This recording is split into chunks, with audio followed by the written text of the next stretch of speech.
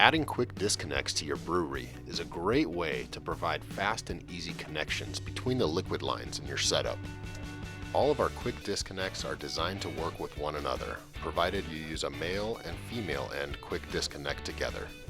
The opposite end come in a variety of sizes and shapes, whether you need a barb or threaded fitting. To use the quick disconnect, simply pull up on the lock ring on the female side of the quick disconnect, insert the male end, and let go.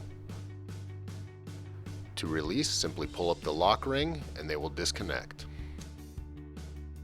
Quick disconnects will help you save time and energy as you swap your liquid lines around from kettles and pumps in your brewery setup.